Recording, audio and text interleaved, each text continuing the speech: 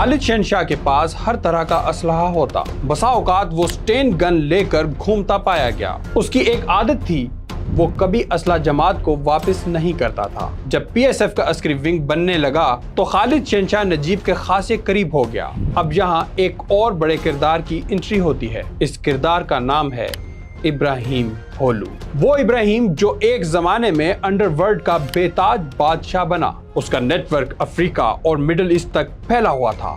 बल्दिया town के कसाबों का ये लड़का मार धाड़ का चैंपियन था। इब्राहिम एमक्यूएम के खतरनाक कारकुन फारूक दादा का कजन भी था, मगर एमक्यूएम का तो जैसे वो जानी दुश्मन था। वो जब आया कॉलेज में, फिर उन्होंने जब देखा यहाँ पे, और फिर वो लड़कों में मिलजुल गया और उनके साथ ही रहा। जहाँ प्रोग्राम होते थे या मुजाहरा जलसा, मार्शल्लाह दौर था, मुजाहरा जलसा जुलूस या आज कहीं जाना हुआ तो बोलू भी साथ चलता था। आस्ते आस्ते वो जो है उसने अपना मकाम बना लिया और उसमें लड़कों के साथ बड़ी अच्छी दोस्ती हो गई।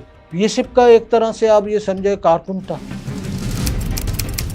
17 अगस्त 1988 को जनरल जिया C-130 त्यारा गिरने से अपने साथियों समेत हलाक हो गए। उसी साल मुल्क में जमाती बुनियादों पर आम इंतखाबात हुए। एमक्यूएम और पीपल्स पार्टी ने सिंध और वफाक में मिलकर हुकूमतें बनाने का इरादा किया। नजीब इस यूटर्न से बिल्कुल खुश नहीं था। सियासत एक बड़ा बेरहम खेल है। यहाँ एक दूसरे के खून के प्यासे बाहों में बाहें डाले दिखाई देते हैं।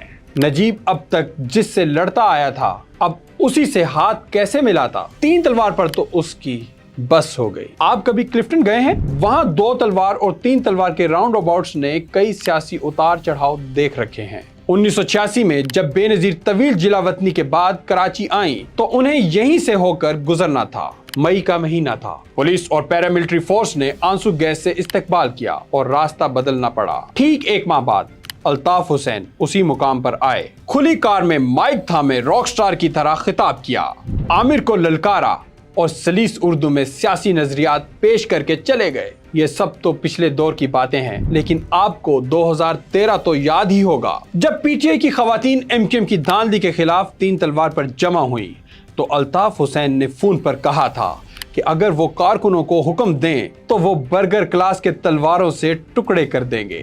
खैर, हम वापस चलते हैं। 1988 में जब यही क्लिफ्टन था और पीपल्स पार्टी को जीत का जश्न मनाना था, पीएसएफ की रैली आई तो एपीएमएसओ की रैली भी वहां पहुंच गई। नजीब तो पहले ही भरा बैठा था। उसने पीपी और एमक्यूएम इत्तेहाद नामंजूर के नारे लगवा दिए। फिर क्या था, शदीद झड़प हुई, लेकिन पीपल्स पार्टी को अब मुफाहमत ज्यादा अजीज थी। अगले महीने बेनजीर अजीजाबाद पहुंची, अल्ताफ हुसैन को हुकूमत बनाने की दावत दी और दोनों जमातों के दरमियान कराची मुआहदे पर दस्तखत हो गए। एमक्यूएम को सिंध असेंबली की डिप्टी स्पीकरशिप और 3 सूबाई वजारतें दी गईं, मगर एमक्यूएम की नजरें तो मरकज की 3 बड़ी वजारतों पर थीं। पीपल्स पार्टी टाल मटोल करने लगी। कराची मुआहिदा टूटता दिखाई देने लगा। यूं कराची पर एक बार फिर तसादुम के बादल मंडराने लगे। मेरा ख्याल है कि 88 के बाद जब पाकिस्तान पीपल्स पार्टी की हुकूमत आती है और पीपल्स पार्टी वज़ीर-ए-आज़म बनती है बेनज़ीर साहिबा, और एमक्यूएम पाकिस्तान और पाकिस्तान पीपल्स पार्टी में एक मुआहदा होता है जो कि कराची डिक्लेरेशन के नाम से था, जिसमें 51 पॉइंट थे। अनफॉर्चुनेटली जब वो मुआहदा पे तकमील की तरफ नहीं गया तो एक मेरा ख्याल है कि political differences Pakistan Peoples Party और एमक्यूएम के साथ जैसे बढ़ना शुरू हुआ, उसकी खलिश ये नीचे की तरफ भी महसूस हुई है। फिर मुख्तलिफ जो कॉलेजेस थे, यूनिवर्सिटी थे, वहाँ पे मेरा ख्याल है कि सख्त जुमलों का तबादला पीपल्स पार्टी के साथ कहीं पे आता भाई और कहीं उससे बढ़कर भी मामला हुए। एक रोज अजीब वाकया हुआ जहाँ चिड़िया पर नहीं मार सकती थी। नजीब ने वहाँ जाने की ठान ली। अब इसे शरारत समझें या दलेरी। नजीब 90 पहुंच गया। नजीब एक शरारत करते थे। शरारत ये था कि दोस्त बैठे हुए हैं तो अचानक जो है मूड में आ जाते थे, या दोस्त कहते थे कि चलो 90 को सलाम करके आते हैं। तो लड़के बैठते थे, हालांकि ज़्यादा गाड़ियाँ नहीं होती थी, 1 गाड़ी होता था, कभी 2 होते थे। तो नजीब जो है अचानक जो बैरियर लगे होते थे 90 के गली के सामने, तो वहाँ आके खड़े हो जाते थे। और जब नजीब को देखते थे तो अल्ताफ हुसैन के जितने गार्ड होते थे जो उस वक्त ड्यूटी पर थे 90 के, सब भाग जाते थे और नजीब यूँ सलूट करके वापस अपने घर आता था। यही अमल एक बार नहीं बार बार किया गया। उसी साल बेनजीर भुट्टो ने तुलबा यूनियंस पर लगी पाबंदियां हटा दी। फिर क्या था, तासुब के भैंसे सियासी मैदान में खुला दौड़ने लगे।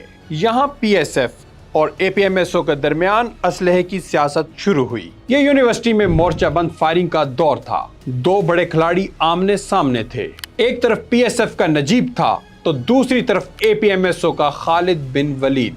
दोनों तरफ लाशों के अंबार लगने लगे। आपको याद होगा मैंने अपनी स्टोरी एक थी केयू के एक्स्ट्रो में एक वाकया सुनाया था जो कराची यूनिवर्सिटी की तारीख का सबसे हौलनाक वाकया था। अचानक इनको दीवार के साथ लगा के इनसे पूछा गया कि तुम में चौधरी हारून रशीद कौन है। एक थोड़ा सा एजिड किस्म का एक आदमी जैसा आया और उसने आकर सीधे सीधे ब्रस्ट मार दिए। हमारा जो हारून है 11 फीट तक उसका भेजा उड़ के गया। अजीजुल्लाह को गोली मारी उसके सर के ऊपर, एक उसके दिल के ऊपर।